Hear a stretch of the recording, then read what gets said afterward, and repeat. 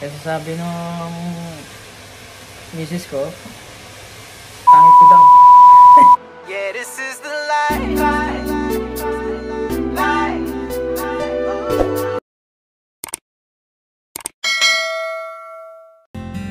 What's up guys?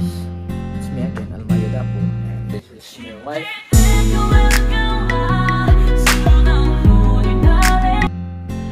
Sana all. So today, magkuhan ko rin guys, walk-in ko, magpapasukan ng bago. Malapit lang dito sa tinitirahan namin. Try kong mag-walk-in doon sa malapit na tower shops. So, sa ngayon guys, wala akong trabaho.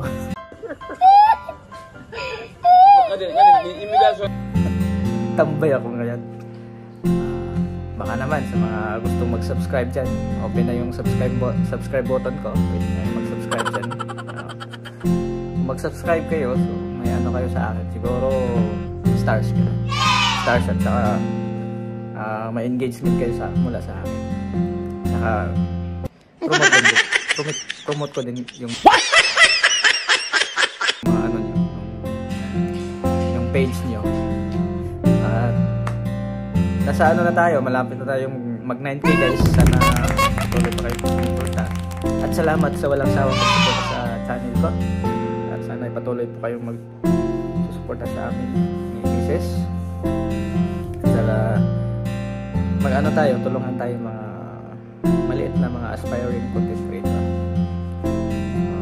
Yan lang guys sa ngayon. Babay muna. Tara, samahan nyo ako mag-apply. So, hello guys, ayun guys, na ako dito, nag-apply. So, ito yung service natin, scooter. Yan. Scooter lang dala natin. Yan, dito ako nag-apply. Yan, doon, marami doon. Dito, tsaka doon. So, sana ay matanggap. Pero okay lang kung hindi pa kasi para naman makapagpahinga din ako. Kasi magpapabunot pa ako ng ipin. Papabunot pa ako ng ipin dito sa may gilid kasi sumasakit na siya eh. Lalo na pag malamig, sumasakit na yung ngipin ko dito sa hindi ko alam, basta dito pang sa dulo. Nakadulo dito. Papabunot ako ng ipin. So, mag-apply pa ulit ako doon sa kabilang banda doon sa dito. Nakasabit na ako ng mga siguro 2 tips lang guys. Mag-apply kayo, huwag nyo masyadong galingan pag pinapagawa kayo kasi paano na kung ma-hire kayo 2 taon naman kayong magsasakripisyo, diba? So posible nga matanggap kayo pag ginalingan nyo, diba? Huwag nyo masyadong galingan para naman may ano siya, may thrill. So, pero lang guys, so yun lang guys. Ako'y pauwi na kasi inaantay ko din yung boss ko isa para sa sahod ko sa last pay ko. Hindi ko pa na So, bye bye na guys. Daan muna ako ng barbershop para pagupit, para gwapo pag nag-apply. Ganyan. So, dito ako sa gupitan guys. Kasi sabi niyo yung isa mataas na daw, mahaba na daw buko ko. Okay lang naman. Pero sige lang. Para sa kanya. Sana all. Sige lang kasi.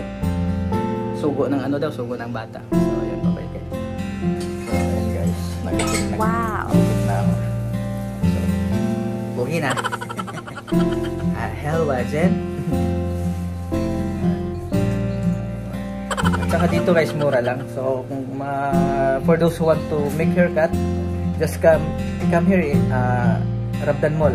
They're beside in the entrance of Rabdan Mall. They are just only charging for 20 dirhams, right? Yeah, 20 dirhams. It's very cheap. As nowadays, it's very cheap. So what are you waiting for? Just come here, and their barbers are very entertaining. So just tell them on what you want for your hairstyle. It's very good guys. This is my second time coming here, so because I see it good, they are good. So ayan, Mamaya lang, tatapusin mo na yung ano ko, haircut. Okay, bye-bye. So, ito na yan guys. Okay.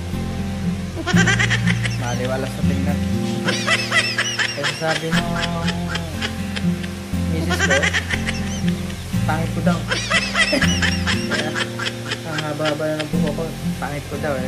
Kaya ito, gawa siguro ng naglilihi. Kaya, ito nagpapagupit ako.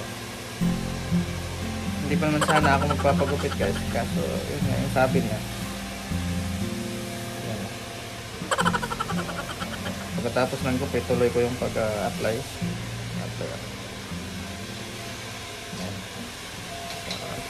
Salamat nga pala sa nagupit. Thank you. What's your name? Ha? Saleh.